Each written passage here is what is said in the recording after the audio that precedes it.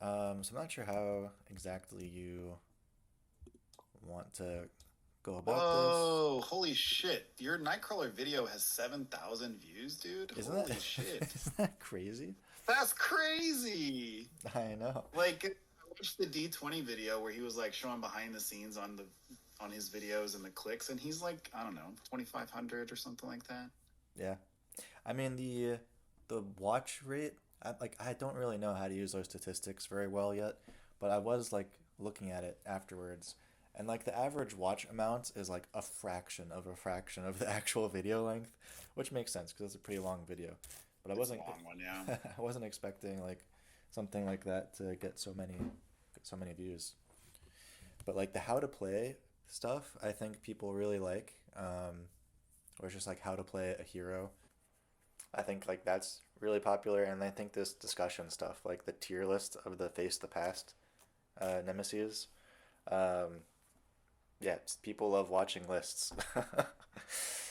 um, I think like what like, it's not as fun for me to watch it back as gameplay. I like watching the gameplay videos much more than that one. It just Yeah. felt like when I was watching it back, it's so dry, like just me talking for an hour. Yeah, um, sure. so yeah, I figured it would be better I to mean, like. I thought it was impressive that you're able to do all that shit kind of like off the top of your head too. It didn't sound like you did notes for the face the past card. No, Just kind of I like did went zero with notes it. for that. I was just like, F it, I'm just gonna go in. Um, Yeah. for I mean, Children I of the think Atom, honestly, doing that off the top of your head, I thought that your ranking was pretty close to what I would do, anyways. Yeah, the only one I was like, I don't know, was the Vision one, but yeah, the rest yeah, of them pretty solid to me. yeah. Watching it back and then like hearing how I said like Vision doesn't have piercing in his kit, and he absolutely does have piercing in his kit. That's yeah, that's a snafu. And I think some people have brought up some good points. Like someone said that Captain Marvel's nemesis minion, Jan Rog, he should probably move up. And I think he was the very first one who I talked about in the video, so I was like definitely a little bit too conservative with him. But the fact that you almost always have a use for the cards you draw, even if you draw your worst cards, you can just pitch them into energy channel. That makes it like the card draw has zero downside almost, even if you don't clear him immediately. Um, Hmm. someone mentioned like putting Strife back down to not touching with a 10-foot pole. I feel like it's kind of deck dependent, so I don't necessarily agree with that as much. Like, yes, he's going to turn off your psionic events, but he doesn't turn off your rifle, and he doesn't turn off like your allies. So if you're running something like the teamwork cable deck, or any deck where you like get built up super fast and your rifle is hitting for like at least three, so you can make a basic attack for two and then rifle for three, I think Hmm. works. And just the fact that like Cable gets to a three stat line with Technovirus Purge really really makes the ready more valuable. Totally, By the totally way, agree. I started recording just in case like we said something interesting. So like I think we've been doing a good job of that so far. So I'm gonna keep it going. Yeah, sure. Yeah, yeah, Um, but yeah, so I've talked yeah. about the first two already, Children of the Atom and Face the Past. So I just wanted to give you a chance. Well, I guess first, because we already started recording, we should just talk, or I should introduce you, or do I introduce you again because you've already been on the channel once? Or do I just assume that people, if I just put it in the I don't title, know. people know? Put it in the title. I'm TJJJ Terry. I mean, J. Jonah Jameson. If you follow SCL, um, and just a general appreciator of all things Marvel Champions. So how about that for an introduction? Couldn't have done it better myself. So let's just. So yeah, I've already made videos about these first two cards, Children of the Atom, Face the Past. Um, but yeah, give you a chance to like give your unadulterated opinions. I haven't watched the video for Children of the Atom. It's on my list to get to eventually. I've thought about this card since it's come out. I think you made a good point the other day as we were talking about it. Is that I worry a little bit about deck building become a bit homogenized with this card. I think that really good decks are going to want to have Children of the Atom and just run the X-Men kit. because it is so good, and then you can throw in kind of key X Force allies and just like round it out. So I think it creates some cool deck building opportunities, but I do think it becomes like sort of a staple and maybe creates some less interesting decision making in deck building, perhaps if you're trying to like min max basically. Um, but yeah, I mean, I think it's interesting. I think it's a cool card type that we haven't really seen before that is giving traits to other characters. I think conceptually that's a cool idea, and I think it's something that I hope they continue to play around with from a design perspective. Um, Face the Past is a super interesting card. I think it has some pretty obvious applications. I'm sure everybody thinks Thor the first time they look at that card, just because of the 5 card draw that you would get off of something like that.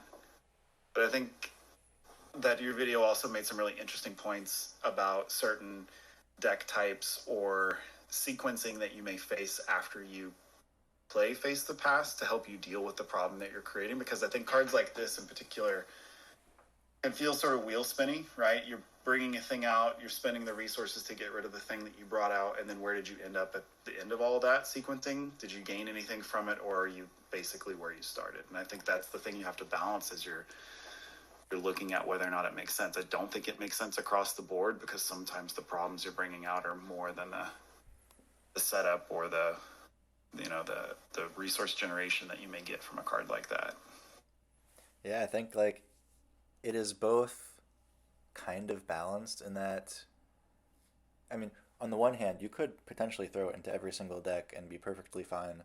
But on the other hand, like it is fighting for a card slot with a bunch of other cards. I think like the real min maxers are going to see it as like, oh, I can run a 39 card deck now and it just costs me like a turn basically. Um, or like, a better case scenario, it accelerates your speed up. So even though or your setup, even though you give up a turn early, maybe you get that turn back later because now you're more set up. So your next turn is going to be even stronger. And you just play a 39 card deck. That's not as interesting to me just because I want to have more choices in the deck building. But it's Mm-hmm. definitely there. I can see it also having two types of applications in a deck. One is as a setup card, so using it to tutor in your deck, basically get deeper into your deck to find the cards that you want early on to try and get some setup. I think Thor is a really good example of a hero that wants to do that. He requires a ton of setup. It's like getting your God of Thunders down and your Asgard and everything else just takes a ton of resources to do. So I could see it being really useful for him in that regard. But I also see it as like a closeout card too, right? Like I think you made this point about Gwen Stacy. So you tuck that under George and you hold it until you get to that point where you're ready to have the big burst turn to close things out. Like I could definitely see it sitting around in your deck until you have got a key moment to make a run at the win condition. As soon as we get a hero that has like a large chunk of non-attack damage, then I think it's like, or if you just play it in a leadership deck where you have like Mighty Avengers and 7 Avenger allies out, and like you just need a little bit of extra Mm, ally damage to win the game because I think the U on Face the Past only refers to your hero. As soon as you right. get like a hero with all that non-attack damage, then yeah, it's like a game finisher. I don't know if there's a hero right now that has a huge chunk of non-attack villain damage, but there's definitely a lot of leadership decks that can just go ally wide and win the game that way. um, Exactly. Even like that, this would be perfect in that sidekick Nova deck almost, as long as you can do damage through allies. Um, or one of those like Voltron decks where you like ready a Voltron character a billion times type of thing, like the Husk deck, Mm-hmm. the Husk Spider Woman deck where she just like readies a ton. This could go in that. Gives you 3 cards to pitch into Husk, and that's at least one more Husk activation minimum. Totally. Well, we can move on But from yeah, yeah. yeah. So we do have like, I think these are all of the aspect and basic cards from Magneto's pack here. I don't know what order you want to go in, but if you want to pick pick one, we'll just talk about it, and then move on one by one.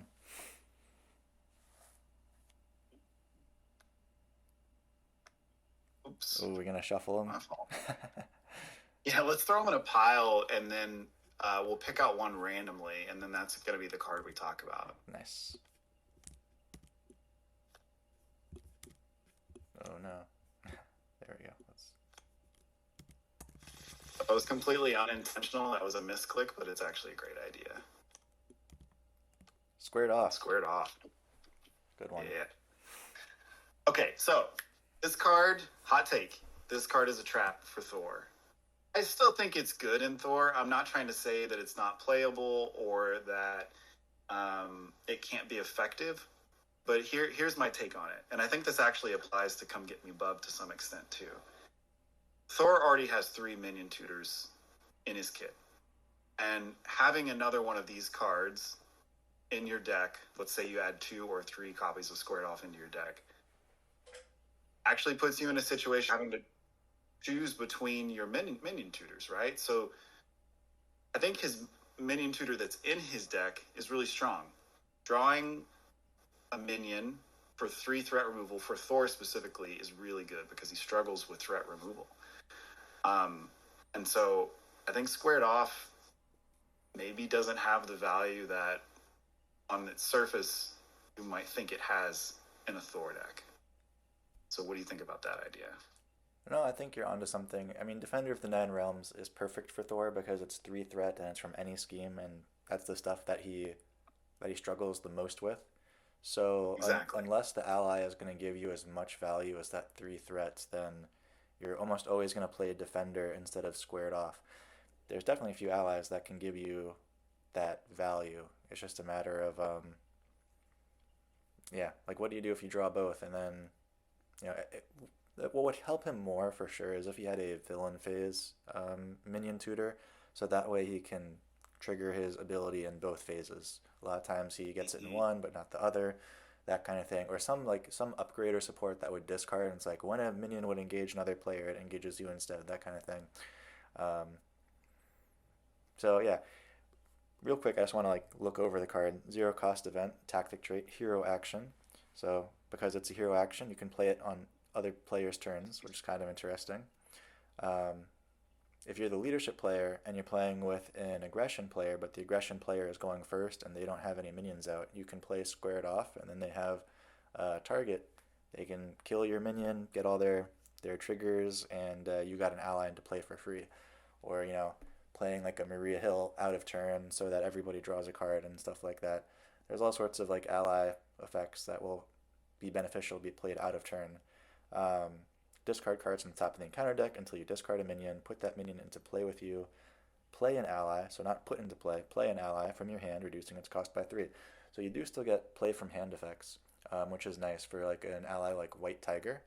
Um, Mm-hmm. Actually, maybe let's go down here to the card tray and look at leadership allies, particularly 3 cost and above, which is a lot of them. Wow. I didn't realize like so many leadership allies are all high cost. But yeah, Captain Marvel. White Tiger is definitely an obvious one. This is, I think, a great card to combo with that. Definitely. Especially, I mean, think about this card with Thor, right? So you're playing White Tiger off squared off, draw 2 from the minion pool, 2 from White Tiger. That's 4 cards plus a 2/2/2. That's pretty good, right? Definitely, definitely. Let's see. Black Panther. I don't think he can get squared off out of the discard itself because it's still on the table before he comes into play. But he get another, like if you want to play like a high cost ally Scarlet Witch deck with like Chaos Magic and squared off, and summoning spell type thing. I think he could grab summoning spell. Beast grabbing a triple resource seems big. Of course, like all of Magneto's pack really combos well with it. Um, Right. so some like stuff that won't combo well with it is anything with requirements or that triggers based off of like what you spend to play for it. So like Sunspot here is going to deal 0 damage because you didn't pay for him with any energy. So there is it's not like universally good, but it is like a triple resource, right? So usually, like Yep. if you have a double, it's one card for two resources. This is one card and a minion for three resources, and that's pretty good. I mean, there aren't many aspect triple resources band together, but you need I think three it will. allies in play. It's gonna feel bad with two cost or less allies, right? I don't think you're gonna want to play it that way. I mean, I think it's fine, but it never feels good to leave a resource on the table like that. Yeah, let's take a look So at I think it's little bit limiting on the sort of the deck building side because it really wants you to play three cost and higher allies. I like that it opens up some of the more expensive allies for play. So like Heimdall, War Machine. You know, I like that it's incentivizing some of the more expensive stuff and making it a bit easier to play. in the low cost stuff. I think there's an argument to be made for Vivian to blink something out of turn that's like preventing a player from doing something, like blinking a patrol minion that's in front of your justice player or something. Um, That's a good point. let's see what else. What else is here that we can look at? I mean, Gamora is going to get you another card. She can even get you squared off into another ally, but she's just already so good with everything. I mean, playing Beak off turn to like clear a crisis to then allow your teammate to clear the main or something like that, I could see that being really good. Mm-hmm. Mm-hmm. Professor X and Mockingbird just for status. But Yeah, there's a lot of value there. yeah, Moon Girl, Nanbo, Nanbo, because you're not paying for her. So you definitely don't want to. I don't see this being like a Miles card because Moon Girl and Peter Parker are two of the allies you want Yeah, to run, and it doesn't work with either of them. yep, Hope totally. Summers, maybe. I mean, there's an argument for Guardians. Like they have Welcome Aboard, but like Gamora and Hope Summers are both Groot cards, and Groot likes a -3 discount. I mean, it's very similar to Star Lord's hero ability, right? You get a So encounter card, but that's one of the first things I thought of when I saw the card was Star Lord and how crazy a deck would be to have this. Like, think about the turn one setup that you could have with squared off and his hero ability. You can get a lot of stuff down turn one. I think the thing I would most worry about running it in Star Lord himself is that if you're giving yourself minions with that card, then it increases the odds of pulling a really bad treachery with his hero ability. Like typically, when I Mm-hmm. use his hero ability, I'm like, please be a minion, don't be under fire. And like if you take all the weak minions out of the deck, then his hero ability is going to be hitting on average a more strong, like a stronger encounter card. Here's an interesting idea. Something I thought about the other day is how do you feel about minion tutors? So a minion tutor card is generally putting more things into the discard, which gives you greater knowledge of what is left in the encounter deck.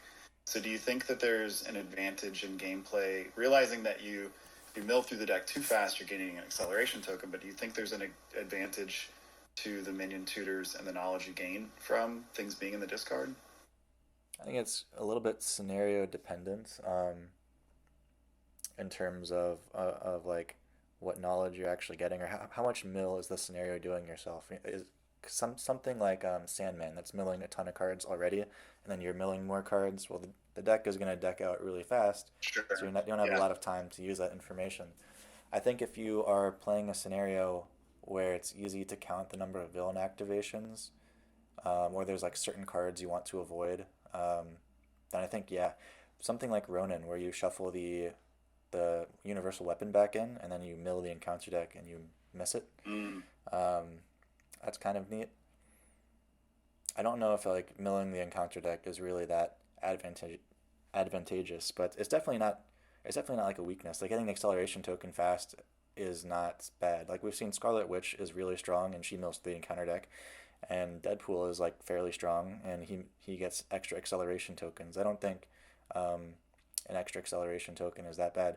I think it's worse if you see the cards that you want to see in the discard, and it's like, ooh, do I really want to play squared off and get closer to having those cards back in the encounter deck? And then of course it's dead if there's no minions left in the encounter deck. You can't play it at all. Um, I would much prefer these type of cards to be balanced around like medium to stronger scenarios. Like of course if you're playing a scenario with like all weak minions like not Sandman but like a Rhino or someone where every single hit is weak, then these cards seem like super strong because the cost to play them is basically nothing. Um, Hmm. but if you're playing like an on the run, where every minion is steady and it's going to cause the villain to scheme if you have one engaged with you, so it's like, oh yeah, I really need to deal with this minion right away, or I'm putting myself in a direct loss condition. The cards seem way worse, way worse.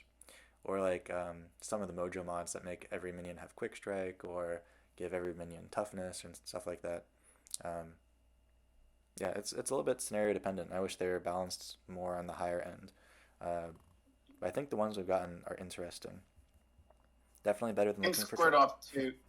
Squared off two is challenging because you got to have the ally in hand, right? You can't Mm, pull it from anywhere else to play it. And I think, just thinking about how the sequencing would work is I could see this being a dead card in your hand, uh, I a think non-trivial amount of times in a deck pass.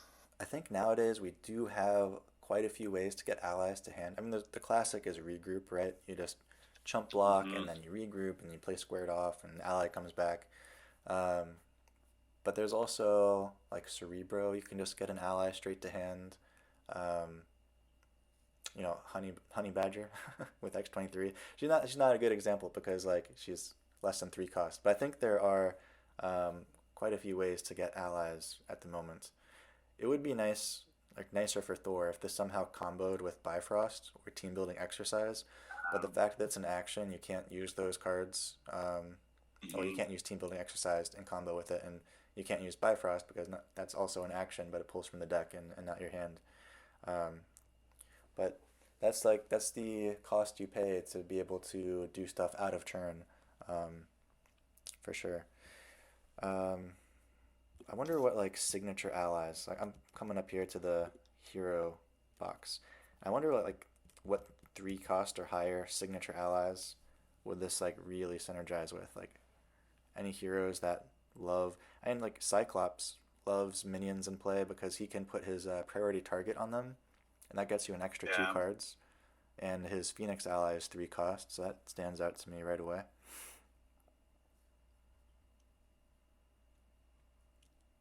Um, Domino has Diamond back, but she's not three costs. Can't help you clear the minion. Wolverine's a nice pull with a card like that. That is true. And The expense. clear the minion and then heal himself after you flip down. Yeah, even if the minion comes out with a tough, he can pierce it. Hmm. Nova's Miss Marvel ally can pop it back to hand, I think. Like it plays her and then she exhausts and gets it back. You don't want to use it with Venom in SPDR because you didn't actually pay for it. There might be some kind of stupid Spider Ham loop. Like Brian V made this cool deck called Porky's Regroup on Marvel CDB where you loop Petulant Pig and Regroup and Captain Americat, and like you can just do that loop almost over and over and over and over and over again. And if you have it squared off, it just makes replaying um, Captain Americat that much easier, where you can just pop him right down. Like between Petulant Pig drawing you three cards squared off, giving you a three cost reduction, that's probably something that could go into that deck.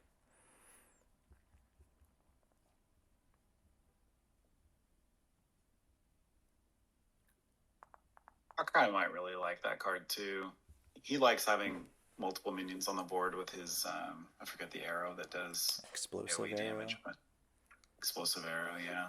And yeah, Mockingbird is three cost. You get her back for free. She bounces back to hand. That makes a ton of sense. In the same way, like She Hulk's Hellcat ally, you can play for free that Yeah, way. totally. Totally. But all the Um, like reduced cost allies like Black Widow and Gambit, like those wouldn't make any sense. yeah. Wasp has an expensive Ant-Man ally. She doesn't mind minions too much. I'm sure there's like some Gosh, that Spider-Woman. must be one of my least played allies is Ant Man on Wasp. He's so expensive. And like He's not. I think he's on curve. Like he's not a bad card. It's just that like he's not No. over curve. I just feel like she has better options. Like Yeah. whenever she's got a hand of cards, she just always has a better option than playing Ant-Man. Spider Woman can do something where you play squared off and then you immediately play Bring It right after to draw another card. Um, and you can use it Pretty to. cool. I guess you can use it to play aggression allies, which there's a couple good aggression allies she can play. And it's like it boosts her stats. So that's probably it might be better than like Power of Leadership. I don't know. Power of Leadership still plays pheromones for her, so I mean, every card comes back to Spider Woman at some point, right? yeah, yeah. Well, I think that's a good look at the at squared off. That's a good one. I mean, yeah, All we right, could we what we could got talk about next that here? card for for a long time. Yeah, yeah, for sure, for sure. Kid Omega. Omega. Ah, so this one's pretty strong. 2 cost, 2 thwart, 2 attack, 2 health. Psionic X-Men traits. After Kid Omega enters play, choose, spend an energy resource, deal 1 damage to each enemy, spend a mental resource, remove 1 threat from each scheme. What do you think about that one? I think this card is super strong. I think it's really good. Yeah. Psionic traded. Psionic is already really strong. Mm-hmm. X-Men traded. Like, and I love that it's optional. Like the fact that you just playing a 2/2/2 for 2 cost is inherently good because what are you doing most often is your one activation and chump. So like, it's really great for that. Yeah. And just the idea that you can like have a side scheme out. Let's say you've got build support out and you got 1 threat on the main from the previous round. You can play Kid Omega, take 1 off the side scheme, 1 off the main, clear the side scheme with Kid Omega, and now you've got a support down. Like that seems pretty good. Even if it was just this, I've covered up his text box here. Even if it was just this, Yeah, it's totally. like this is an incredibly strong This is ally. good. Even without the This is traits. super good. Even without the traits. It's like, huh, leadership just gets this like incredibly strong ally, like for no cost. And then you factor in the ability, which even though it costs a resource, the fact that you get 2 options with it and like they're both good and they scale with player count, which is incredible. I think at the lower player count, the remove 1 threat from each scheme is the better one, especially like you point out the player side schemes. Mm-hmm. Player side schemes make Kid Omega just that much stronger because you can play your specialized training and like play him and just like ping it for 1 and slowly just whittle it down over the course of the game, instead of having to like try to take a huge tempo hit to clear it. The fact that he can be discounted by Uncanny X-Men, that he triggers Utopia, um, that if you're doing like Children of the Atom stuff and you give him Uncanny X Force and now he's on +1 scheme, so he's thwarting for 3. If you're playing in a scenario like again on the run where everybody's minions on the second stage come out with tough, and it's like, okay, I think this is the time to push the first stage because I have Kid Omega in my hand, and then I'm gonna play him out of turn with team building exercise or squared off or something and clear everyone's toughs off their minions and the villain. That's so good. Just super flexible. Is he wearing a Bring Cyclops Back shirt? Yeah. I'm pretty sure that's what that says. Okay, cool. I don't really know too much about Yeah, him, but I love his little pinky, the pinky thing. yeah. That's the impression I got too. Is that he's lifting these cars with only 1 pinky. That's how I interpreted this Oh, card. that makes a lot of sense. I did not put that together, but yeah. I was like, oh yeah, pinky's up. Yeah. But yeah, Yeah, just this another. card is super strong. I mean, like, there's no X-Men, there's no leadership X-Men deck that won't take this card. I feel like it's just universally good. Even outside of X-Men. I mean, and just you can grab. Yeah, well, yeah, it's not even locked. Exactly. If you put him in Psylocke, you get like this incredible toolbox of X-Men allies with Cerebro, where like you can always grab Professor X and do the whole loop thing. Um, Dude, totally. but like now you This makes can. it not less obvious to just grab Professor X every time. I think that is very. It's like it's your Swiss Army knife. It's your utility play. I think we'll definitely be talking about Cyclops' leadership throughout these cards, just because previously she only had Professor X and Mirage in leadership as things to shuffle back and grab with Cerebro, but she just gets 4 more options out of this pack, and they're all good, and they all like do something like toolboxy. It's like, oh, I have this problem in front of me. Let me grab this card that perfectly solves this Mhm. problem. And then of course there's just so many good two-cost X-Men allies right now. Kid Omega, Beak, Triage, Forge, Pixie. That is just a super low cost and very strong deck. Yeah. Compare your two cost allies that are coming out in these most recent waves with the two cost allies in the Avenger wave. This is like crazy different. Yeah, I mean, yeah, he's definitely like a Squirrel Girl esque that you have to pay for, but better stats, better trait. Um, Mhm.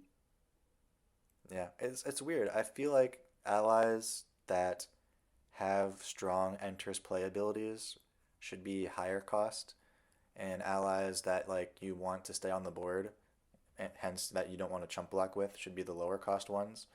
Like if Kid Omega had like an activation ability, I guess like he was like a 2/2, 2/2, I guess same stat line, but his ability was like after he thwarts, deal 1 damage to an enemy, or after he attacks, remove 1 threat from a scheme, but he only has 2 health, something like that.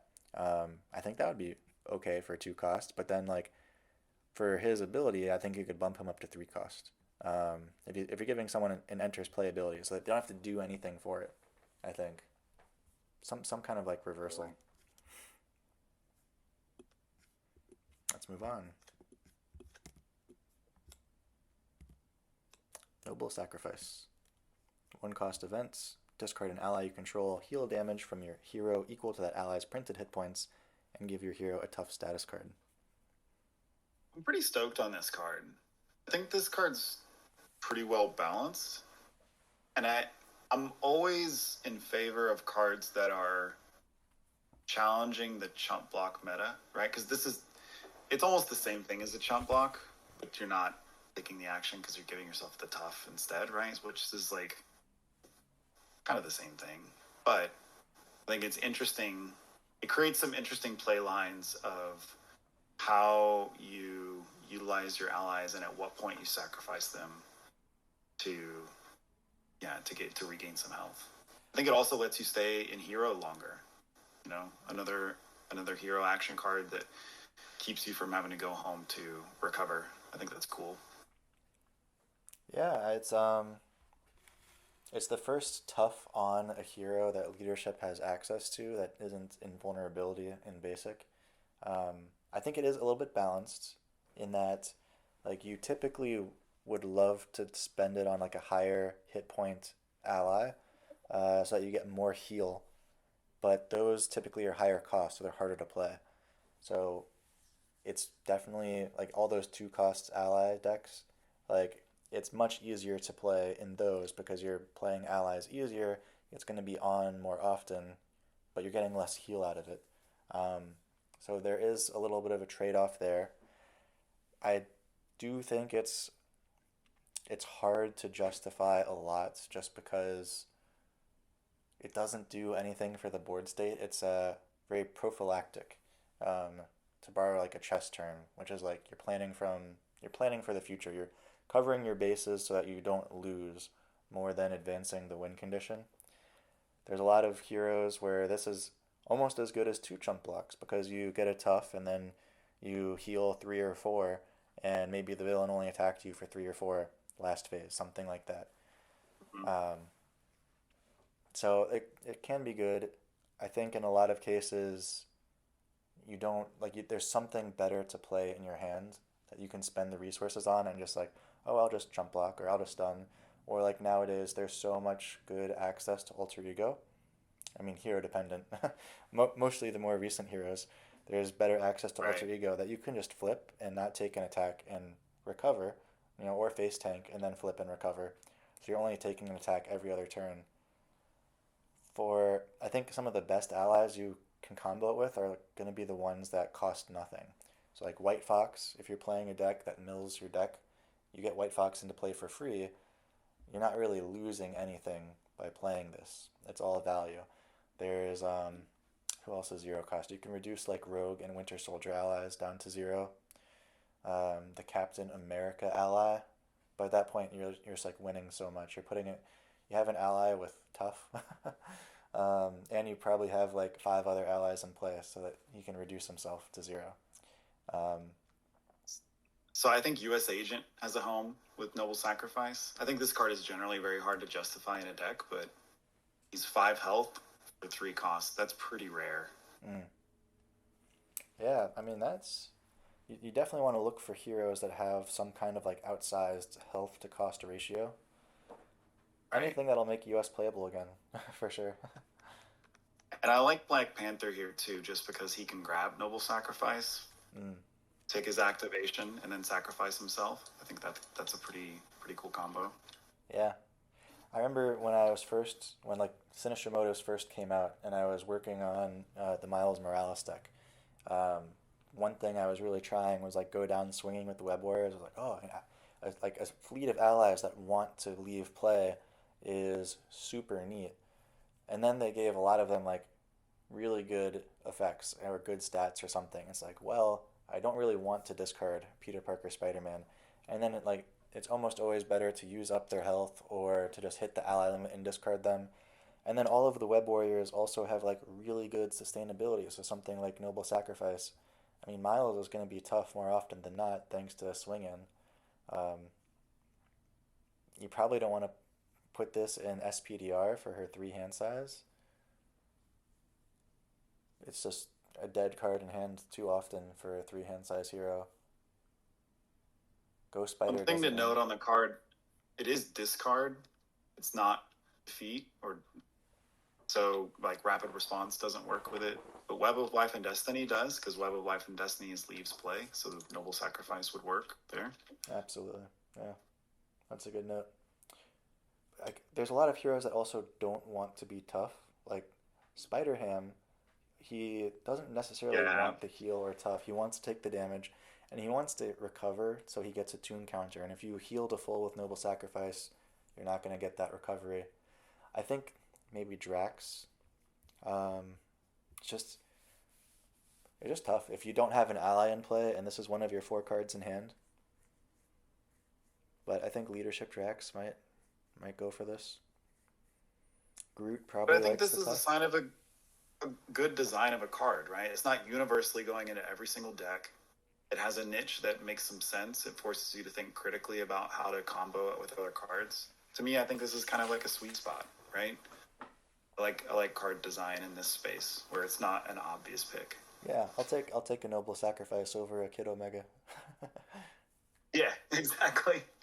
I've been Exactly. I mean we played it together, but I played that Colossus leadership deck using this, and it's only okay. Like the hero that Yeah. maybe most wants toughs. Oh, you pointed out when we were talking about that game, you pointed out Hawkeye, right? As a as someone who might like this. Yeah. Yeah, I think that's true. it's definitely I definitely don't think it's cracked right away. There's definitely some research to be done on that card. Yeah. Agreed. M. I keep on every time we flip over a card, I'm like, oh, we're getting all the heavy hitters, but like they're all interesting to talk about in some way. Hmm. More psionic. Yep. 4 cost, 2 thwart, 3 attack, double consequential, 4 health. After M enters play, defeat a minion with fewer remaining hit points than M. So it can't be 4. It has to be 3 or less because it has to be less than her, not less or equal to. Um, yeah. What are your thoughts here? I like that it's 4 costed. I think anything less than that in this card would feel busted. I think it creates some interesting combinations with like team training, because she would come into play. The team training would immediately apply, bumping her up to 5, right? Mm-hmm. If you're playing Cyclops, you get protective training off a danger room. She goes up to 7. Yep. But here's the thing, and That would be crazy. I've seen a lot of people speculating there's like same combos. How can we get her to the highest health possible? And to me, she's got a bit of an oxymoron going on, which is that she's high health and she has an enters play ability. So the more health you give her, the longer it's going to be until you see that enters play ability again. And then it's one of Mm-hmm. those Yeah. things where like you're you're planning for something that may or may not happen. Like you build up this team training, you put out like the danger room, you get all the things, and like then every minion you see that game is like 3 health or less, and it's like, okay, why did I do that? You know? So you really have, I think if you go that route, you need to have those cards in the deck, not just for her, but for another reason. And then you also need to have some kind of minion weakness. But I think with her, I don't necessarily want to bump her health. I'd rather just reduce the minion's health first. Like make a basic attack, Yeah. have another ally attack that minion, have some retaliate or something that chips the minion down, and then play her. Um, now she enters play, so it doesn't have to be play from hand. You can do To Me My X-Men gets her into play, Rapid Response gets her into play, um, make the call, square it off, plays her, doesn't put her into play, and she combos really well with square it off there. But I think that's my preferred method is to just like chip the minion and then play her instead of investing 10 effective resources into setup that may or may not pay off. Right. It's also 8 thwart. That's massive. That is huge. I mean, we don't get a lot of minion or not minions. We don't get a lot of allies that are this high of health. But she feels like one of the best uses of 4 cost in the game. Like she makes me feel like I am getting my money's worth for a 4 cost ally, which I don't always feel like I'm getting. So I think that's a plus in Put terms of a her design. put a danger room training on her. Like that's out of control. Yeah. Cool artwork. I like the artwork too. That's cool. 3 attack is not very common in leadership or like outside of aggression, It's period. it's not, and I like the double consequential. Right, it forces some decision making.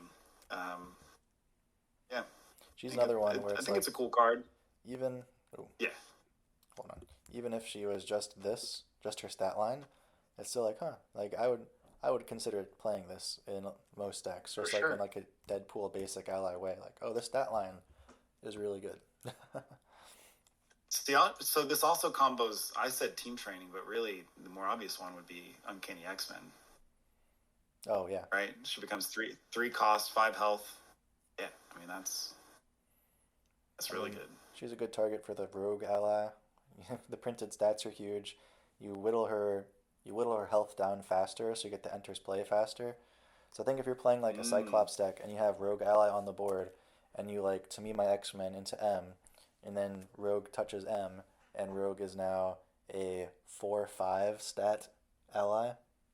That's like that's pretty incredible. Or just like if you have M out and you do it in reverse To Me My X-Men into rogue, and you like already activated with M, so she's at 2 health, and then rogue pings M for 1, gets a free activation, and then next turn M is on 1 health, so that you can get her back immediately. Um, yeah, that seems like an yep. interesting one. All right, won't stay down. I don't have a lot to say about this one. Play only if your identity has the X-Force or X-Men trait. So you pretty much have to be in hero form. You can have an honorary on you, so you can play it in alter ego. Um, Children of the Atom can like help, I guess. But yeah, but you're if you it's already I guess it's already trait agnostic. It doesn't care which one you are. But then the alter ego action, discard this card, return X Force or X Men ally from your discard pile to your hand. So most of the times you're playing this in hero, flipping, and then triggering it. So you need a way to flip to use it, but at least it stays on the board. I think a lot of alter ego events I don't like to include in decks just because a lot of times you're not in alter ego to use them.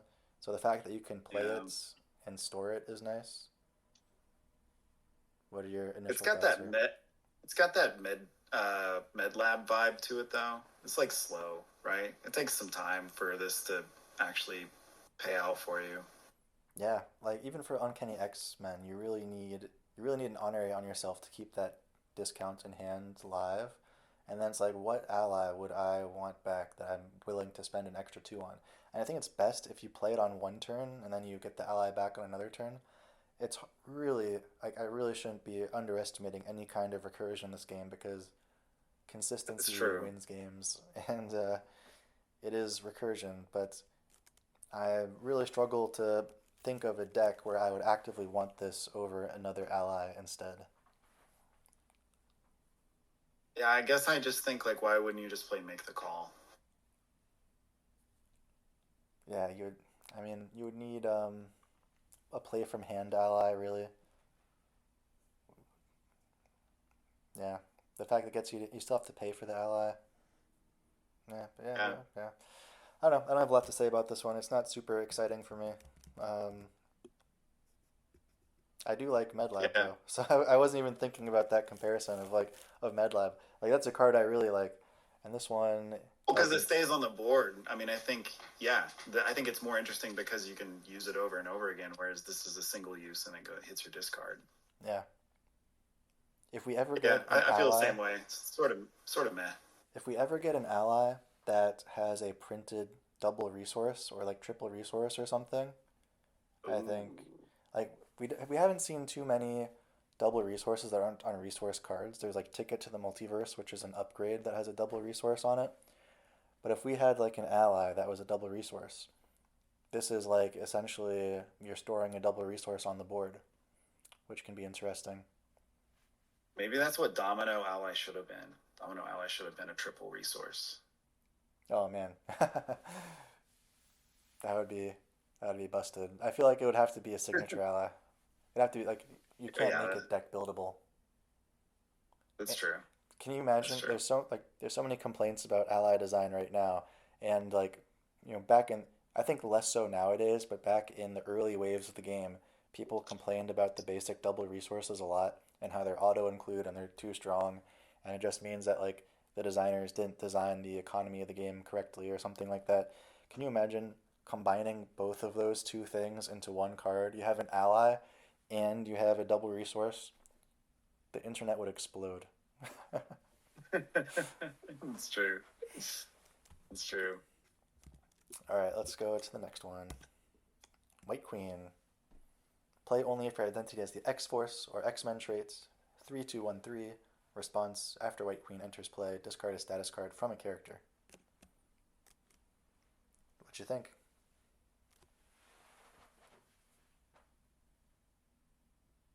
I watched the Discord conversation about this a little bit, and people were really saying it's a situational card. You won't really run it in every deck.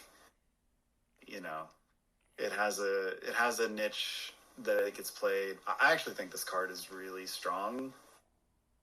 I think the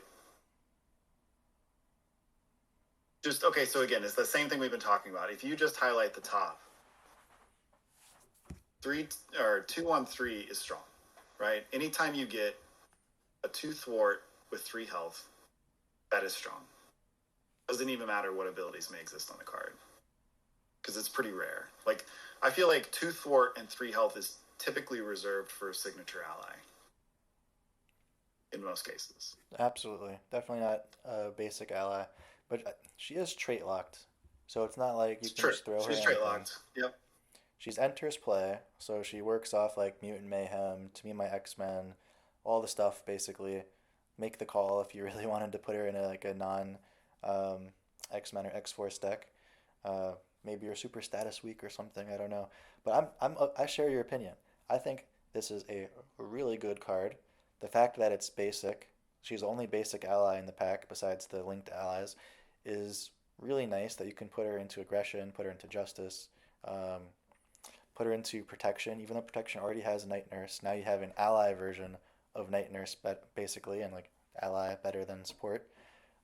She is searchable with Cerebro, so you put her into Psylocke, and now you have either a tough clear, or if you're stunned or you're confused, or I mean, she works on any character in play. So any of your allies, if you're playing multiplayer, any other player character, doesn't matter if they're in alter ego form, doesn't matter if they're in hero form, you can clear a stun or clear a confuse, um, which is huge. I think. Psy- Go ahead. Psylocke's toolkit is so huge now, right?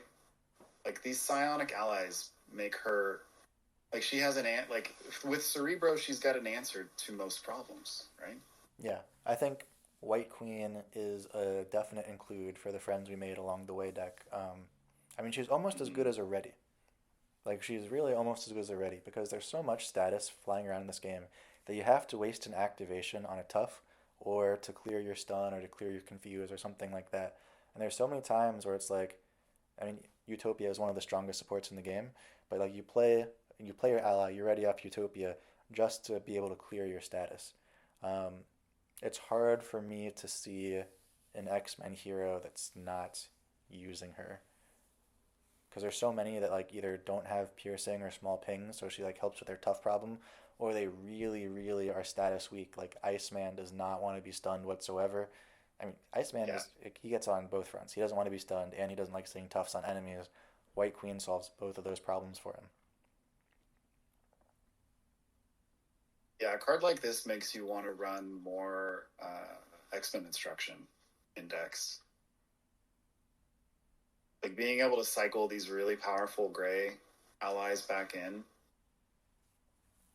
Yeah, seems really good. like I think I play her before I play uh, most of the Wave Six basic X Men, like except for Professor X. Like I wouldn't play Angel over her. I wouldn't play Storm over her. I wouldn't play Mhm. Colossus over her.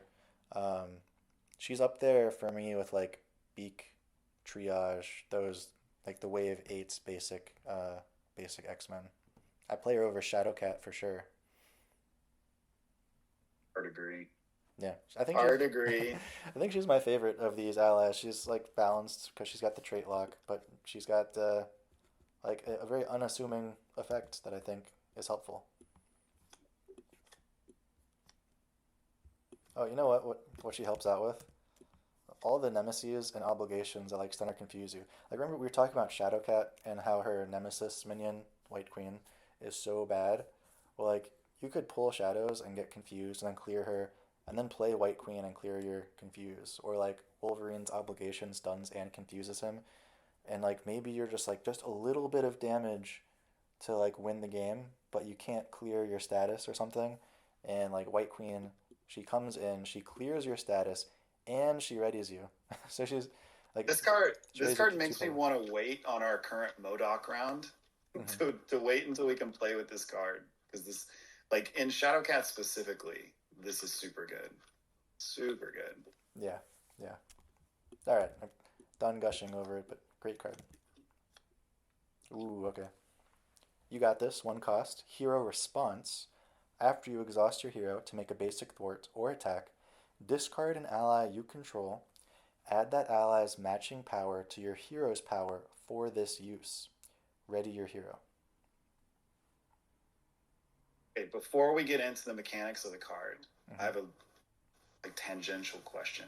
Okay. When do they decide to put quotation marks around what a card is saying?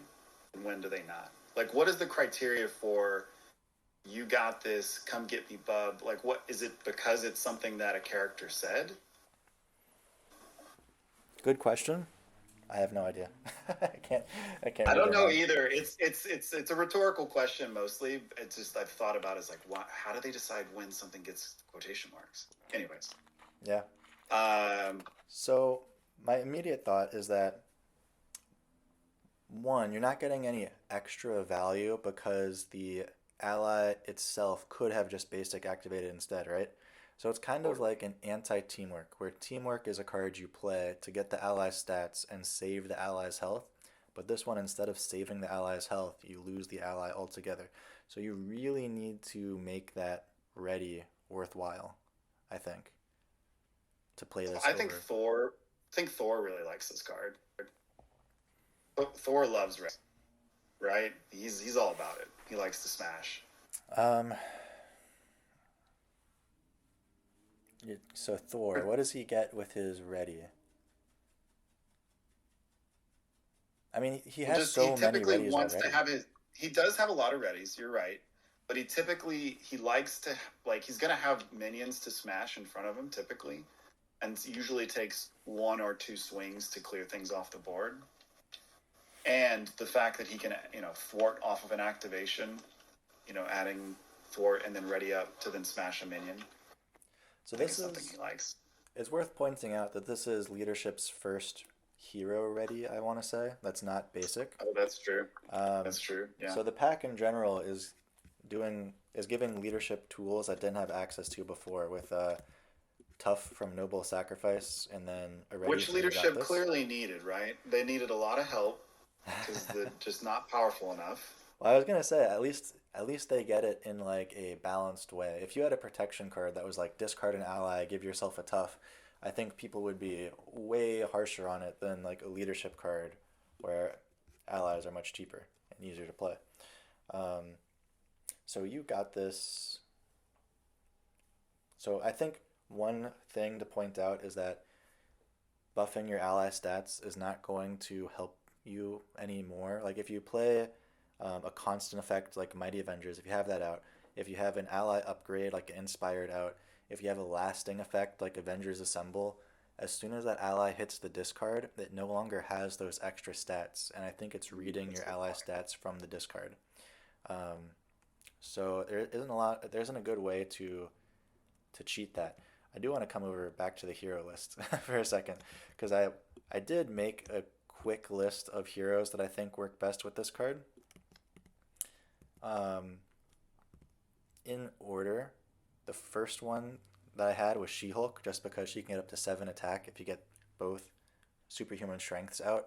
She doesn't necessarily care about losing a chump block because she likes taking damage. She the one thing that like gives me pause is that she already has access to Great Ready. She has limitless stamina. She has 1-2 punch. Earth's Mightiest Heroes if you want that. You can exhaust the ally instead of discarding it. Makes me not want to run this as much in Avengers. Um, you miss out on that ally stats, but you save the health. Like one thing I used to do back when there was only like two or like one basic Avengers ally, back when it was just War Machine in the Rise of Red Skull days. He's a tough ally, and you play him, and he's 4 cost, and then he does nothing that round. But Earth's Mightiest Heroes actually like helps him do something because you can save his stuff and then use it to ready your hero. You got this, I think. So She-Hulk is the first one I'm curious about, just because like she gets so much value out of her readies, so much value. Not Um, that Doctor Strange needed any help, but him getting a ready in leadership feels kind of huge. oh yeah, and it's not like he is very difficult at playing allies, but yeah, getting it ready for an extra invocation. That wasn't even on my list, but Yeah. yeah, absolutely. Let's see. The next ones I have down are Ant Man and Wasp. Ant Man strictly because if you flip a ton and you have your the giant strength out, and he has 3 attack in giant form, and he has like extra 2 to 4 depending on how many times you flipped. Uh, you can you can do some nuts things, and like he does get like there's the Hank Pym Ant Man ally that's 0 cost. You can play him for 0, and if team training is out, he stays in play. You don't have to pay for him at all. Ooh, So you got that's a this. cool. Yeah, Yeah. he's a 2-2 stat line free ally that you got this. I mean, he works in a lot of these heroes basically, but I think with Ant Man he's very thematic, and of course Ant Man has high stats. Yeah, Um, that's a cool combo. I could see like just a deck full of like the cheapest allies, and you got this for Ant Man. That would be cool. yeah, Spider Woman of course.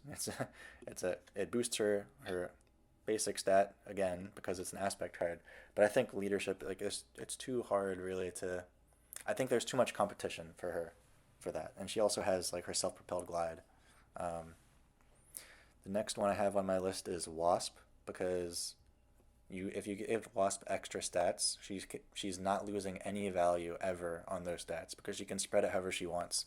So like you might make a basic attack against a 3 health minion and have 5 attack if you're playing another hero after you got this or something like that. But Wasp is able to split the damage or spread the thwart so that you are never losing anything. Um, and of course, she gets access to that 0 cost Hank Pym ally. Um, let's see. In the Guardians wave, the only one that I have written down here is Drax. It's a ready. Yeah. He does get a lot of readies. And this is like a much more conditional ready. He already has to have an ally out. He struggles with playing allies, especially early game, because they're expensive cards and he's a 4 hand size hero. So, and you don't really want to use like Mantis, I think, on this. You don't want to use her last health to play this card. Right. So he's one that like I'm curious about. Like I'm curious about She-Hulk, but I'm not fully sold on. Let's see, Spectrum. I think she can make it work. She has high stats and she likes readies. It's just a matter of like, well, if you get a ready and you don't have a form change, how much is that ready really doing for you? And then she likes Trumps too much because she has like she's very She's squishy. she's tough because like she got a right form, you know. Like she needs to be. If you need an attack and a thwart, you got to have the form change to be able to get to where you need to go. So it's kind of situational. I do have Valkyrie written down here, and I'm again not positive just because Deathglow already gives her a ready, like for half the cost, and you don't have to discard an ally. But she is one that likes to have like more basic activations, and her hit points are too low for limitless stamina, so it's a possibility for her.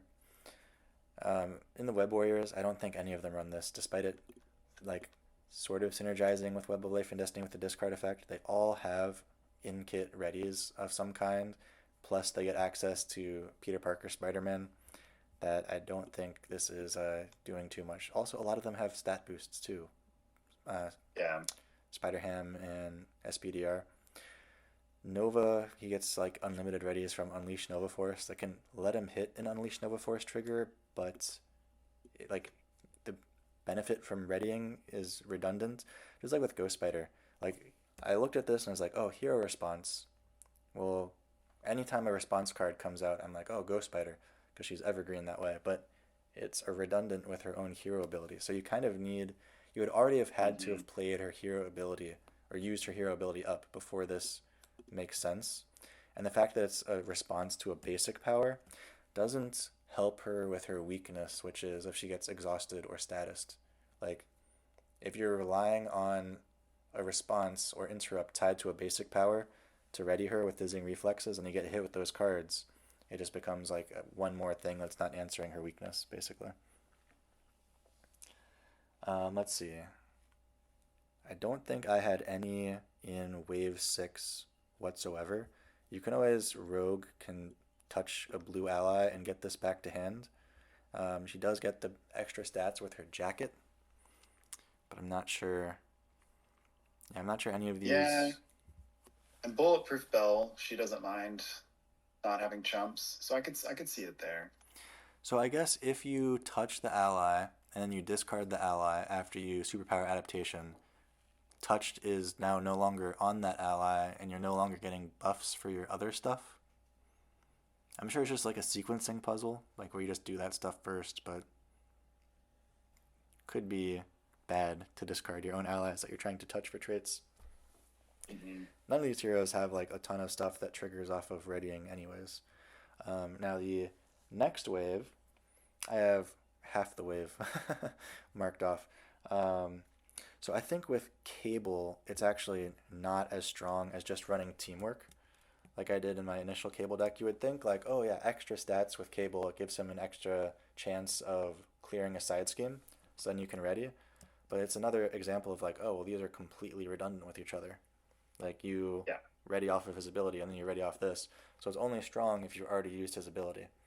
And it seems like, well, if you already used his ability, it's like I hate the phrase win more, but it just seems like you have to already be in a good position to use that. Domino, I think, is one that actually could use this. Oh no, just because White Fox is free. It's not as many extra stats, but she has probability field, and anything where she can use probability field more than once makes me look at it one more time. Um, let's see, Psylocke I have written down for this just because she is another X Force character that doesn't have a lot of access to readies, but she has a lot of stats. She gets Professor X for free, so you can like play Professor X and then thwart for 6 and then discard him and ready, or even just like add his 0 attack to you just to have like an attack for 3 and then ready and then like thwart for 3 or something. Um, she's getting so many good options. I'm not sure if it actually makes it in a deck, but it's definitely a thought there. Angel, he already has multiple in kit readies and he's not super active in readying. X23 I have written down just because it's the only ready for her in leadership that's not related to Honey Badger. Um, she doesn't play a lot of other allies, is the thing, especially not expensive ones. But anytime a card says ready or hero, you have to look at X23 just because her stats get so For high. sure. I think Deadpool doesn't do a lot with the ready again. No, And if you I don't discard think it makes Cable, much sense there. yeah, if you discard the Cable ally, he doesn't get the extra stats. Um, just like SPDR, you discard Venom, won't get the extra stats there. I think it's fine. Deadpool doesn't need chump, so you can sacrifice your allies to this. So it probably works on on a level, like a certain level, but I don't think it's like going to be the most synergistic card for him, or like he's the most synergistic card. He's the most synergistic hero for this card. I don't think that's the case. I do have Bishop here, so there was, and I apologize. I'm gonna have to look this up real quick because I don't want to get it wrong. But somebody made a really cool Bishop deck on the Marvel CDB, and I was actually maybe thinking about playing it on the channel at some point. But it's like it utilizes Lockjaw and the like go down swinging cards so that you can discard Lockjaw for damage or thwart. And I just thought that was such a cool idea. It's I remember by seeing this deck. It was really cool. What was the guy's name who it. made that? So I just pulled it up here. It's called he's called Lack of Subtlety. Um, That's right. and he made this deck, and I like my because I always make a deck in every aspect for a hero when they release, and my initial Bishop deck was like very bog standard and boring. Like you had your Uncanny X-Men and all the X-Men allies, and like the most interesting thing in it was using effective leadership to pay for Lockjaw in the discard pile or something like that. But I think this is a much more interesting idea than what I came up with. Um, and I think this card fits into that deck probably over Save the Day, which I don't think is a very good card. This is better than Save the Day, in my opinion, because you get that big thwart that you would have gotten, and then you also get a ready after. So I think you take that deck and you remove the 3 copies of Save the Day and you add the 3 copies of You Got This, and it's just a straight improvement on a very interesting Bishop idea. Let's see, Magic. She has a ton of readies already. I don't think you necessarily like are looking for this for her. Um, she does get piercing once you get her sword out, so that makes like improving her attack better. But I don't. Yeah, she just has too many other readies, and you get Utopia. That I don't know if you really need this. Um, I guess ready the ally, ready with the ally on the way in, ready on the way out. But yeah, not so much for her. Hero response, you can play it off the top of your deck, but I think Iceman is the next one on my list He's the here. obvious one. Yeah, Yeah, for sure. especially in leadership, he gets Uncanny X-Men, so he plays a lot of super cheap allies to trigger Utopia, and like you get the Frostbite off the Utopia trigger, and then you get another Frostbite off the You Got This trigger. Um, he doesn't necessarily make a lot of use out of the extra stats because it's only villain damage if you're basic attacking the villain. But if you do get exhausted or you do get stunned or something, um, then you're not able to use his cryokinetic perception card. So you really need, well, one, I always recommend basic defending with him just to guarantee that trigger. But if you're not doing that, then using You Got This to make sure that you can always get that card draw and potentially second ready after you make your use your freeze ability, that just seems like it's a perfect match for him. Jubilee, I don't think gets a ton out of an extra ready. And a lot of times I'm going to exhaust her for her resource instead of her stats, so you're not even hitting the triggering condition. Nightcrawler, it's really tough for him to play allies. Unfortunately, his economy is just not that great, and it's another event, so you can play it off his tail, but it's an event that requires a very specific set of circumstances. You need to be ready and unstatused, so you can have a big basic attack. You need to have an ally on the board, and you need to have that ally stats like matter in some way, and then have your ready matter. And I don't think adding situational events to Nightcrawler really helps his problems. Um, so the last hero on my list is actually the only hero not in Tabletop Simulator yet. Magneto. So his cape gives him a ready, but his armor gives him extra stats. And so you want to once you boost his stats, you definitely want access to more readies. And I think you got this as one of those. He has a ton of access to tough and stun in his kit, and he can fairly easily get to 3 defense where you can basic defend. Um, that I think he doesn't necessarily need chumps as much. So being able to get another ready off of his boosted stats is really nice. I'm gonna make an argument for Nightcrawler. Okay. So I think you actually highlighted this in the leadership deck that you built for him, but basically Nightcrawler really just wants to recur Day Tripper. I mean, Day Tripper is super strong. So this is a card that's a way for you to get Day Tripper back to your discard to either make the call or rapid, or I guess you can't rapid response. But basically, it's a way for you to cycle Day Tripper out to then bring her back into play again, which I think is something that is compelling. And Nightcrawler also doesn't care about chump blockers at all. So if you ran, an ally heavy deck with something like You Got This, cycling them out of play, and then just being able to bamf still feels pretty good. So I don't think it's like the most synergistic, but I do think there's a use case for it within Nightcrawler. Definitely. I mean, I guess there's some pros and cons. I think to add on to your points, he does exhaust a lot to use his chapel, which then leaves him exhausted when he flips back to hero, unless you're flipping with Port Away, which will ready him.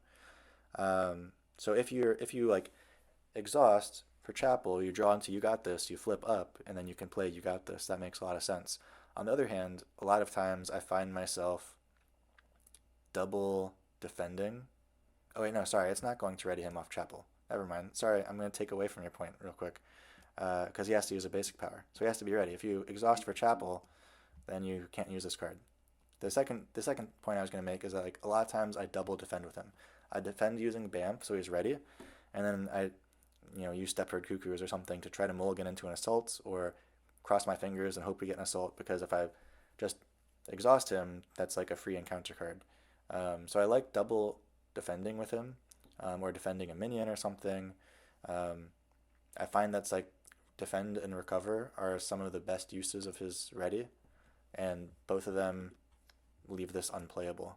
In that deck as well, I also had Medlab, which if I discard Day Tripper, she doesn't get under Medlab. Yeah, but you do make some great points, like being able to discard Day Tripper so that you can get her right back. So it's Well, I guess it would be like make the call and suit up is where it would work with it, right? That's the only place where it works. They have been pulling from the discard. Yeah, I think that deck is also running suit up as like a leadership event for his tail. Mm-hmm. Well, I'm trying to think of like the value. So like let's say you play it with tail, so it's really just one effective resource for You Got This, and then you get the ready out of him, which is 2, and then you get Day Tripper back. She gets a Bamf, and it's an extra Bamf. So like you still have a card. Oh no, you have to pay to get. So let's say you do make the call. So that's another 3. So that's 4 cards out of your hand. You do still have 1 card left for another Bamf. It's just a matter of, do you have another way to use that Bamf, I guess. Are you gonna have like a scout ahead? Um, And I think this is just indicative of the problems with Nightcrawler. Is like everything just kind of has to fall into place. You have to have all the cards you need in hand to make it all work, right? yeah, that's why I don't necessarily love relying on events for him, because like so many times I'm like, oh please, if I just draw scout ahead here, I will be saved, and then it's like, oh, it's not scout ahead, or like I really need to draw port and punch, and like then I'll be fine and I can start coming back. It's like, oh no, I didn't draw port and punch, but like I made a 5-hour video about Nightcrawler. We don't need to talk about Nightcrawler. Let's go. Let's move on to the next card. We got a few cards here. New recruits. New recruits. And like I want to quickly just shout out to Nelson, who Nelson all over. He actually, in his content creator reveal video, he put in the description links to high res images of his card. So if you look at a Null, which I think was in the article, super low res image, and then these three are super high res, and they were in PNG form, so it's like really easy to just put them into Tabletop Simulator right away. So We hired Nelson to do all of the card uploads for TTS. This is amazing. Holy cow. yeah, they're very high quality. Um, all right, starting with the side scheme, 0 cost, 2 threat per player. Play only if your identity has the X-Men trait. When defeated, each player chooses one set aside new ally and adds it to their hand. And then we got 4 options. They're all the same stat line, 2, 2, 2, 2, 2. And then a Null gets +1 thwart if you have the Mutant or X-Men trait. Bling gains toughness if you have the Mutant or X-Men trait. Surge +1 attack, Mutant or X-Men trait. Indra +2 health if you have the Mutant or X-Men trait. None of them count against your ally limit, which I think is very cool. That is super cool. Of course, Children of the Atom gives you the X-Men traits if you're an X-Force hero.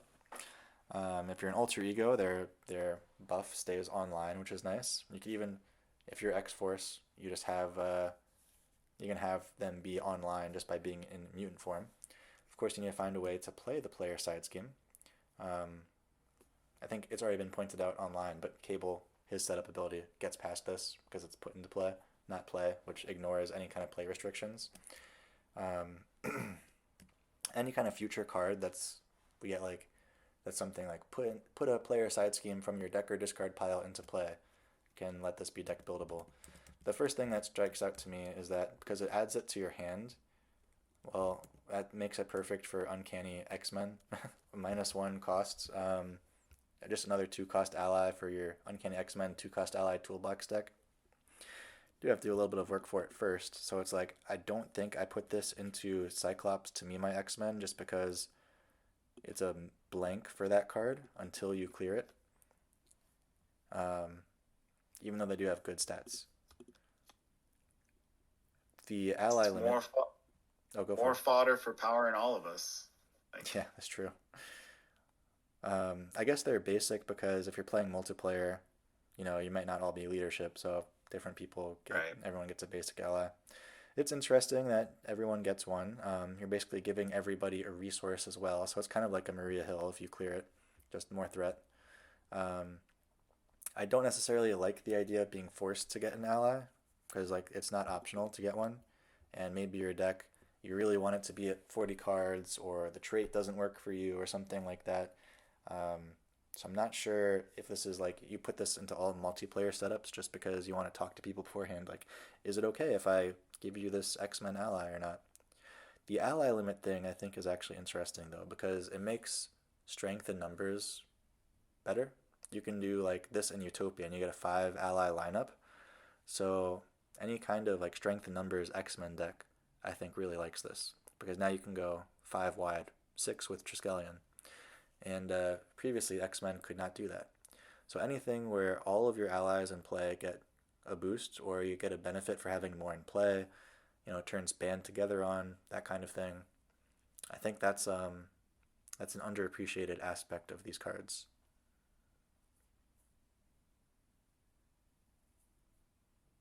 I don't know. Do you have any? Yeah.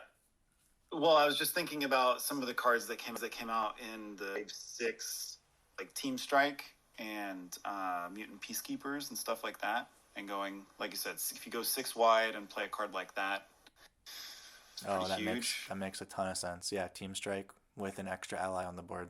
Yep. And they're low health, so it's like you get to save their health for an extra turn. Exactly.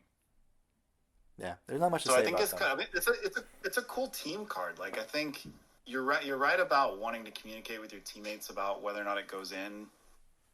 Like you could be saddling them with a card that they really don't want in their deck, but at the same time, if you coordinate your decks, like let's say you're going to sit down and play with a group and you coordinate your decks, there's some really cool combos that could come from something like this. Yeah. I don't have a ton to say about them just because they are so basic and so the Yeah, same. 3 thwart on a two for cost sure. ally, 3 attack on a 2 cost ally. Those are both obviously very good. It's hard to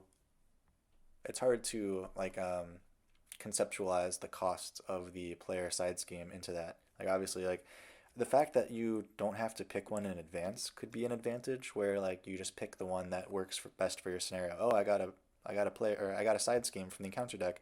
Let me clear new recruits and grab a null. Or oh, I got a minion from the encounter deck. Let me clear new recruits and grab surge. The toughness is a little bit slower. Now again, if you're running Children of the Atom, you could maybe have Uncanny X Force. Yeah, you so Children of Atom, you can run this in X Force, right? You play Uncanny X Force, you grab Bling, and then he thwarts a side scheme for 3, and he doesn't lose his tough. Or is this a she? She doesn't lose her tough. Um, because she's not taking consequential from Uncanny X Force. So that's Right. potential combo. The +2 health one is probably the least interesting for me. I mean, 4 2 2 2 4 is very strong. It's like a better Martin X, right? Martin X is he's Hmm. 2 if you're a guardian, but he's only 1 1 4.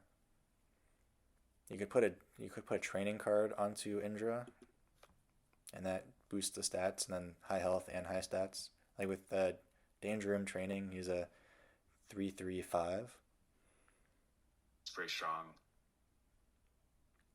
So the other thing about this card for Cable doesn't have that many side schemes he can clear turn one off a basic activation, Mm-hmm.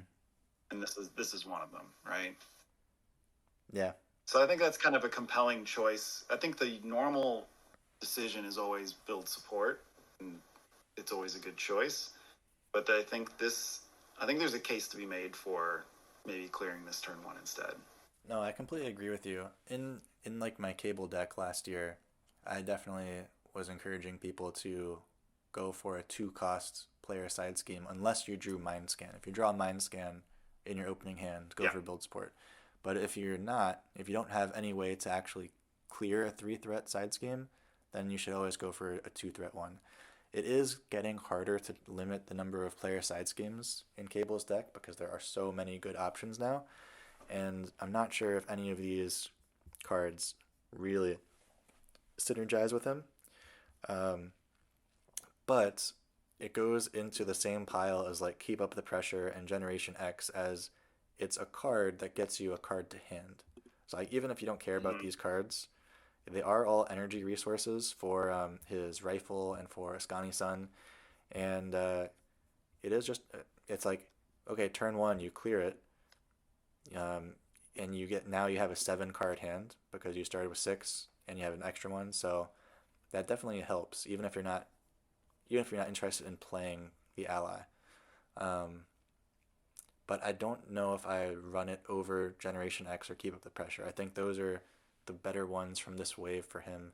And then Astonishing X-Men is also making it really hard to stick to like a certain number of side schemes in his deck because a universal stun and confuse on every enemy in play is also very strong. Um, Yeah. yeah, I think his deck building is getting very interesting because I don't think you just run a million player side schemes because you get super dead hands of all player side schemes with him. All right. Somehow we found a way to talk more about that. There's only 2 cards left. What's it going to be? Cyclops. 3 cost, 2 thwart, 2 attack, 2 health. After he enters play, choose an enemy. Until the end of the phase, increase the amount of damage that enemy takes from each attack by 1. The scaling of this card is out of control. Yeah. It's like, yeah. Especially, I think they're I think honestly it creates some like inherent balance problems in the game. I But agree. Especially with like squared off, where you can play him on the first player's turn. So now, if you're in a 4 player game, every player in every it's from each attack, and every attack, so every ally attack, every hero attack, every attack event, all that stuff is getting +1 to it.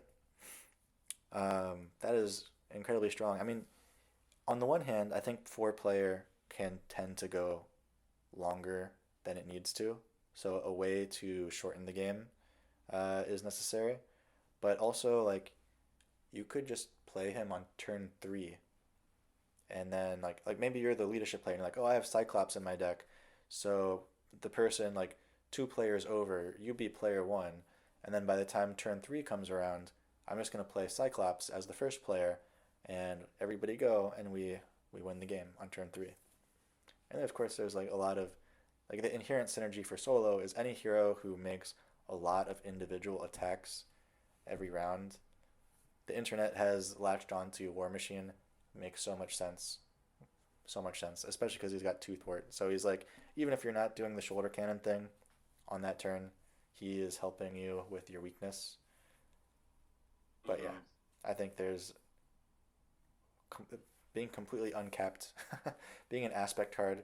Like if you put exploit weakness down as Cyclops, like hero, I mean that makes sense. Like only Cyclops can do that. And then if you, um, what's another similar one? I had something in mind. Like float like a butterfly, right? Float like a butterfly makes all of your attacks plus 1 for a confused character. It has so many more restrictions in this. It's only one player. The the, the target has to be confused and it has to be attacked. So that's a 2 cost card, right? Now, you don't have to have it in hand when when you need it. Like Cyclops, you have to have it in hand, but there's so many ways to grab an ally to your hand nowadays. Suit up, regroup, Cerebro. That it's yeah. I just agree with your premise. I think. Yeah, I just can think of some really dumb loops that you could create because of the fact that he's only 2 health. So like you play him, you've got a command team on the board and a rapid response and a make the call in hand. Like that's just because and it's not. Yeah, I don't know. It just seems kind of silly Yeah, he how stacks. much damage you can stack. Yeah. He's he reminds me of Wolverine's Jubilee ally, where you basically mark an enemy, and then Jubilee and Wolverine are dealing, I think it's +2 to that enemy. Um, so like he can stack with her a little bit, but again, like she is much more limited, even as a 2 cost ally. She's not all players. She's Totally. just her and Wolverine. Totally. Yeah, she also doesn't stack with Yeah, herself if you rapid response her the way Cyclops will stack with every other character in play and himself. yeah. I feel like they should have throttled this card back a bit. It seems a little too strong to me, but you know, Yeah, it is what it is. him and Kid Omega are just like wow. People were complaining at like the X-Men leadership ally options being weak, but this pack definitely fixes that problem. Yeah. Not that it was a real problem, but yeah, there you go. Yeah, I think people are just underrating Gentle, and now it's like, oh, well, there's no reason to run Gentle ever again. I actually really like Gentle as a card. I actually play Gentle like a non-zero amount of times in decks Yeah, because he's an interesting card, and I think he creates an interesting decision in deck building. But yeah, you're right. Now, like, why would you ever run that card yeah. when you've got others?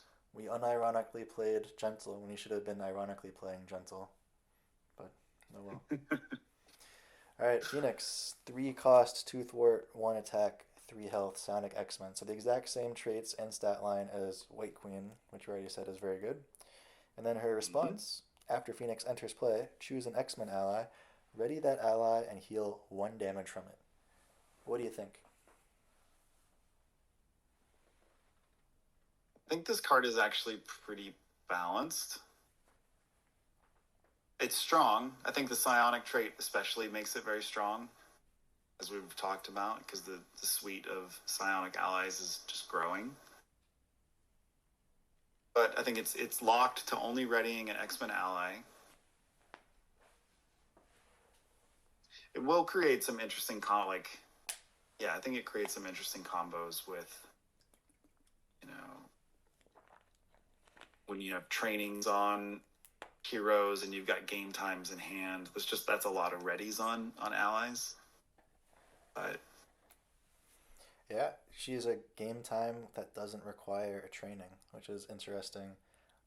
mm-hmm. Now, I think the clear combo is like Professor X. You get an extra 3 thwart out of him, but usually means you have to play both Professor X and Phoenix in the same turn, which is not so easy.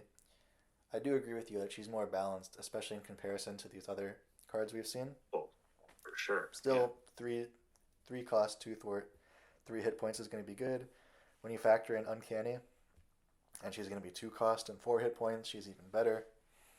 Um, the immediate combo that I mentioned in the Children of the Atom deck is with Honey Badger, of course. You get an extra Mm-hmm. ready out of Honey Badger, which gets you an extra ready out of X23, which is super valuable. Um, yeah, unfortunately, can't play her in Cyclops because he already has his Phoenix ally. Otherwise, you could do some stuff with like gold balls, readying him for a lot of damage, that kind of thing. Readying Rogue in protection would be fun. Isn't there? Is there a Storm Phoenix team up? There is, right? Oh, there absolutely is Soul Sisters. It heals them both by 2 and readies them both. If I'm thinking of it. Actually, we don't have to guess because we have TTS open. We can just look at the card. Yeah, we can answer this question right now. There it is. Ready, Phoenix, and Storm heal 2 damage from each of them. 1 cost event. Yep. So I don't know Storm. how good. I don't know how good it is, but it's interesting. Like, because Phoenix wants to go to the discard. Like, you want her to go to the discard so you can hit her interplay ability again, right? Um.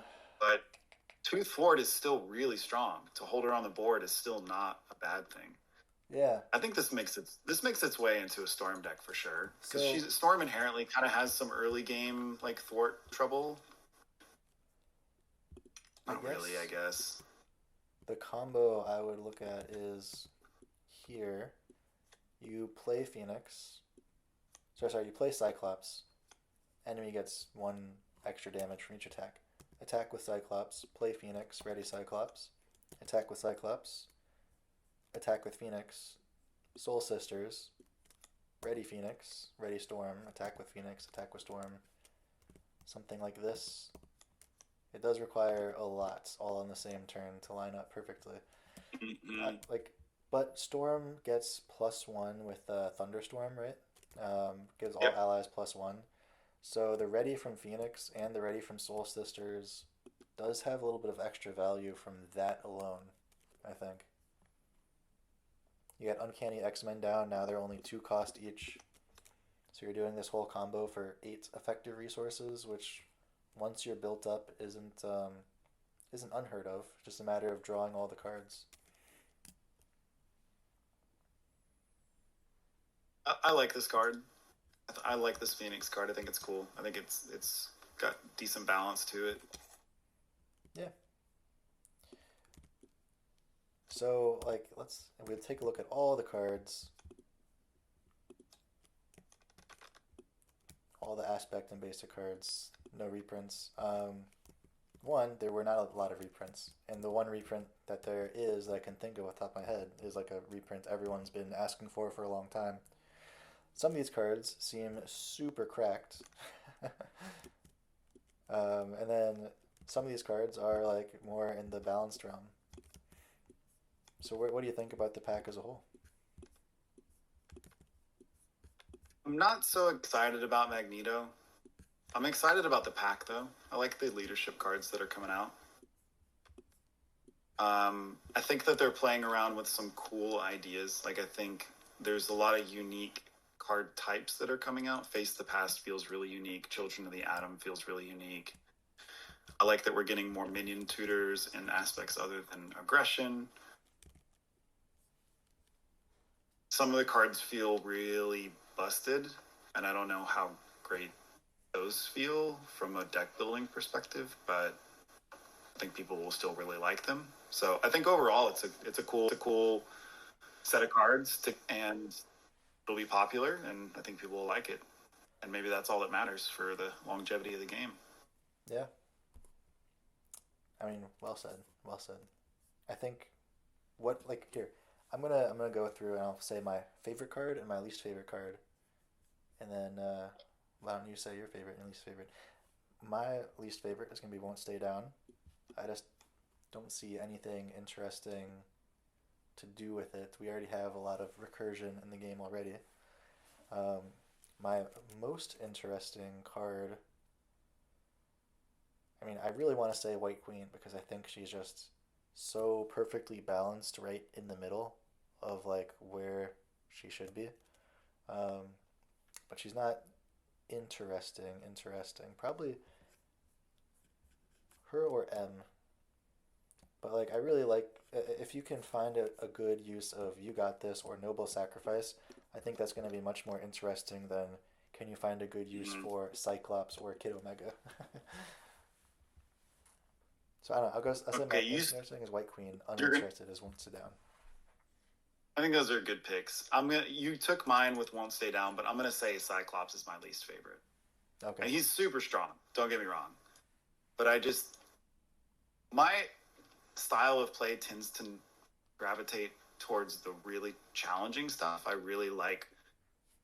like, I don't mind losing games. I like to play things that are really hard, and I tend to build decks that are not the strongest decks, but are the most interesting from a synergies and combinations that I hadn't seen before. And so I think this is a card that just kind of turns me off in that way. I think the most interesting card to me is Face the Past. It's not trait locked, it's not aspect locked. It creates a really interesting value proposition. It's not always worth it. Sometimes it's really worth it, sometimes it's not. I think even within a game, sometimes it's worth it and sometimes it's not. It depends on the board state and what's going on. So I think this is a card that I like the most. Love it. And as you were talking about your least favorite card, I put something together here, which is that we've got like these new X Men who don't count against your ally limit. We were talking about how that's good for strength in numbers. And what if you had some kind of like six wide X Men deck using these new recruits, and then you drop Cyclops on the board, and then you get Yeah, like you put Children of the Atom in play, and you have X-23 ally who's defeating a minion and then readying, and she has +1 stat against a specific target. I don't know. I would That's like I would say you probably win in that case. yeah, You've won the game. that seems like a fun to do once kind of thing. Get six allies with the new mutants and then play Cyclops. It'd be super frustrating to get to six and you don't draw Cyclops for like another 3 turns or something. But Hmm. well, I think that's a pretty good This look. is fun. Yeah, This is cool. Yeah. we should do this more often. Maybe we'll go back in time. We'll like start from the first hero pack or something and work our way up. I don't know. I We'll just we'll talking out call loud. it we'll call it Marvel Champions of the Renaissance Ooh, revisitation.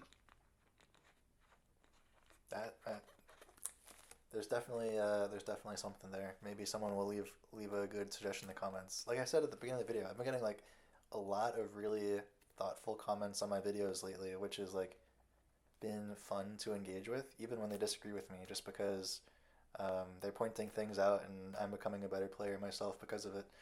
And yeah, that's one of the reasons that I like recording in the first place is to try to get better and improve my own play. Um, so maybe someone will have a good suggestion based on that for us. But thanks so much for coming on, and we'll catch you again soon. Sounds great. Thanks.